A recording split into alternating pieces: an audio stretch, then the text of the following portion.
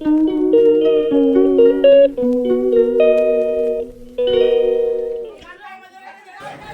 Morning friends, আশা করছি সবাই ভালো আছো, আমিও ভালো আছি।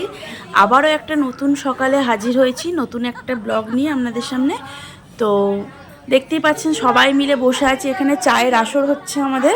এটা হচ্ছে জন্মদিনের পরের দিনকে আমি তো এখানে সবাই মিলে বসে গল্প করছি, চা খাওয়া হচ্ছে, আর এখানে গিফট খোলা হবে এখন।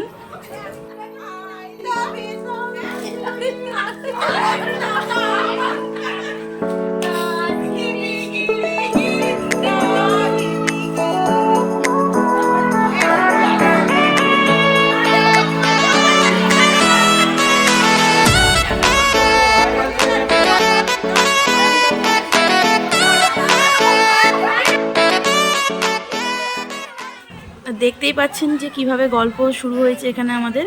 তো আমাদের আগেই বলেছি, বাড়ির লোক থাকলে আর কাউকে বাইরের প্রয়োজন হয় না। আর এই দিদি তো হাসাতে খুবই ভালো পারে, ও এমন হাসাবে হাসতে হাসতে পেট ব্যথা হয়ে যায়। তো এখন গান ধরেছে, গানের পর নাচ হবে, অনেক কিছুই হবে, চলবে সারাদিনই বাড়িতে। কিন্তু একটা দুঃখের কথা যে আমরা আজকে দুপুরেই চলে যাচ্ছি, সেটা হচ্ছে সবথেকে মন খারাপের বিষয়। আগের দিনই এসেছি, মানে রাত্রিরে এসেছি কালকে, তো আজকেই চলে যাব।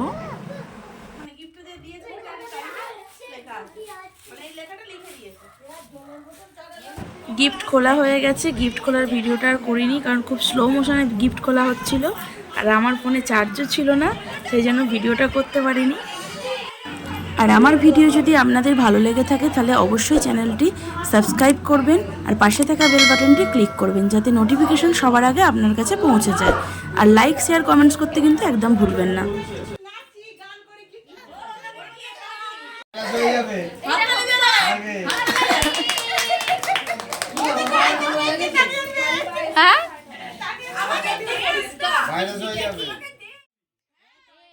নিচের গল্প শেষ করে আমরা এখন চলে এসেছি ওপরের ঘরে। বেলা 12টা প্রায় বাজতে চললো, এখনও বিছানাও তোলা হয়নি, ওই কয়েকটা গুছিয়ে রেখেছি সবে।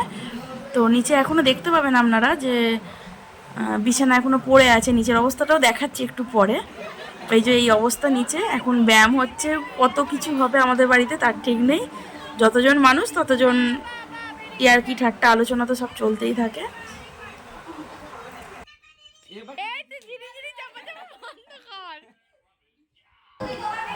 এখন ও ব্যায়াম করছে।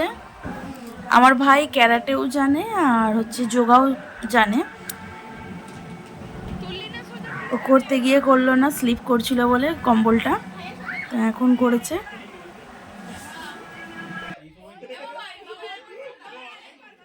তো অন্য গিফটগুলো তো দেখানো হয়নি আপনাদের কাছে, তো এই ছোট্ট গিফটটা আমি দিয়েছি, তবে ওর খুব পছন্দের এই গিফটটা, কারণ সাজতে খুব ভালোবাসে, সেই জন্য ও পছন্দ করে মাইগ্ল্যামের এই লিপস্টিকটা দিয়েছি, আর পেন্সিল রাবার যা যা লাগে মোটামুটি সেগুলো দিয়েছি। তো এখন গল্প প্রায় শেষের দিক, করতেই হবে, কিছু করার নেই, এখন বেরোবো আমরা, তার জন্য এখনো চান করিনি। এখন ট্রুথ অ্যান্ড ডেয়ার খেলা হচ্ছে, তো ওকে এখন সত্যিটা জিজ্ঞেস করা হচ্ছে ওর কাকে পছন্দ। ও জীবনে কাউকে ভালোবাসলো না, তো সেই কথাটাই ওকে জিজ্ঞাসা করা হচ্ছে, তোর কাকে পছন্দ সেটা বলতে হবে সবার সামনে। আর এইভাবেই আমাদের গল্প চলতে থাকুক সারা জীবন।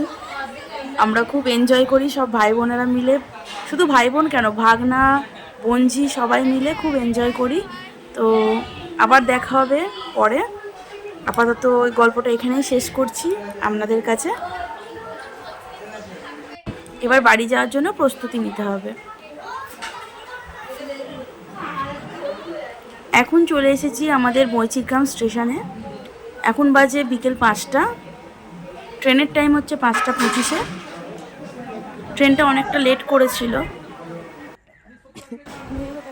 এই হচ্ছে আমার বড় দিদি, আমার বড় মাসি, বড় মেয়ে, আর আমার মেয়ে বসে আছে দেখুন, ও বিরক্ত হচ্ছে ট্রেনটা আসছে না বলে। তো আমি, আমার বড়দিদি আর বড়দিদির মেয়ে আর আমার মেয়ে একসাথেই বাড়ি যাব, একই দিকে প্রায় বাড়ি। ও নৈহাটিতে নামবে, নৈহাটির আগে স্টেশন গড়িপাতে নেমে যাবে, আমি গেদে যাব, তো ওই জন্য একসাথেই যাচ্ছি।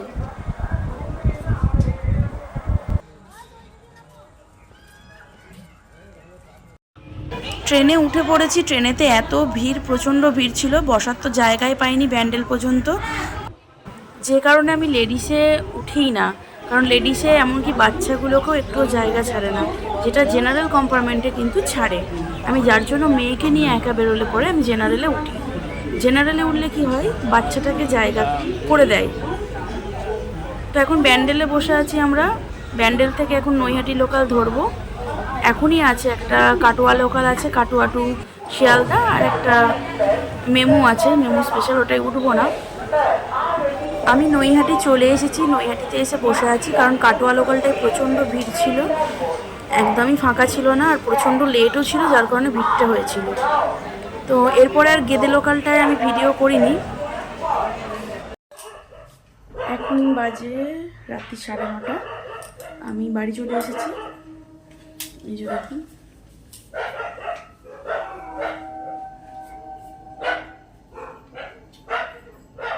তো কালকে ব্লগটা এন্ড করা হয়নি, এখন বাজে 9:40। আজকে আমি ব্লগটা এন্ড করছি। আবার দেখা হবে নেক্সট ভিডিওতে। ততক্ষণ খুব ভালো থাকবেন, সুস্থ থাকবেন এবং সবাইকে ভালো রাখবেন। টাটা।